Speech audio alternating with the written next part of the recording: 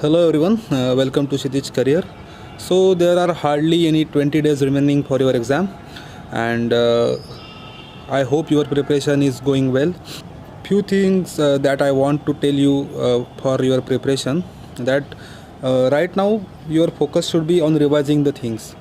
I assume that you have covered all your syllabus, but if you have not covered yet, you must cover it by 15th of January, and remaining 10 days should be given for intensive revision.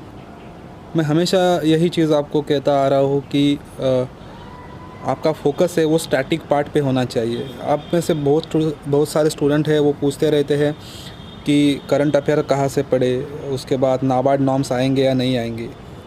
तो current affairs के लिए जो sources है वो मैंने already बताया है, but अभी जो एग्ज़ाम अभी नज़दीक आ रही है और जिन्होंने अभी तक करंट अफेयर्स पढ़ा नहीं है उनके लिए मेरा सजेशन ये रहेगा कि किसी भी कोचिंग इंस्टीट्यूट के जो करंट अफेयर्स के नोट्स होते हैं वो आप यूज़ करिए. किसी इंस्टीट्यूट का नाम नहीं लूँगा, आपको तो पता है बहुत सारे इंस्टीट्यूट्स है जो करंट अफेयर रिलेटेड कंटेंट बनाते हैं, तो उनमें से किसी आपकी चॉइस के कोचिंग इंस्टीट्यूट का आप करंट अफेयर यूज़ कर सकते हैं. And regarding NABARD norms has been asked only once in examination.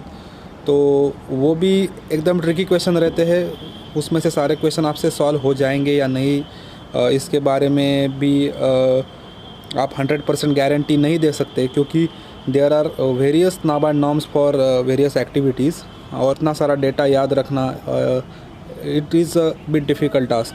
तो जो इस समय आपको उसी पे ध्यान देना चाहिए कि जो आप एग्ज़ाम के समय रिकॉल कर सकते हैं.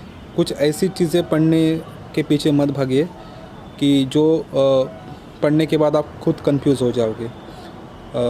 ये जो समय है अभी एग्ज़ाम के पहले 10-15 दिन का, ये समय आपका कॉन्फिडेंस बढ़ाने के लिए है. कुछ ऐसी चीज़ें आप पढ़ोगे जो आप एग्ज़ाम के समय रिकॉल नहीं कर पाओगे, तो आपका कॉन्फिडेंस है वो डाउन होता जाएगा. So my suggestion is that your focus should be on static part. कोई भी एग्ज़ामिनेशन हो एग्रीकल्चर का, 70% जो पेपर है वो स्टैटिक पार्ट से आता है, 30% करंट अफेयर से है या फिर कोई मिसलेनियस थिंग हो उससे आता है. तो हमेशा हमको स्टैटिक पार्ट पे फोकस करना चाहिए. और मेरा सजेशन ये रहेगा कि आप मैक्सिमम MCQs सॉल्व करिए. मैं मेरे चैनल पे भी MCQs अभी डालना स्टार्ट किया हूँ. I have uploaded 2 videos on that, और आने वाले समय में भी जैसे मुझको मेरे बिज़ी वर्किंग शेड्यूल से समय मिलता है मैं डालने की कोशिश करूँगा. कुछ ऑब्जेक्टिव टाइप क्वेश्चन की बुक्स है, उसके लिंक्स मैंने डिस्क्रिप्शन बॉक्स में दे दिए है, वो आप परचेस कर सकते हैं. बट इस समय आपकी priority revision and maximum MCQ solve करने पे रहनी चाहिए. प्रीलिम के बारे में मैंने भी यही चीज़ बताई थी कि आपको मैक्सिमम मॉक टेस्ट देने हैं.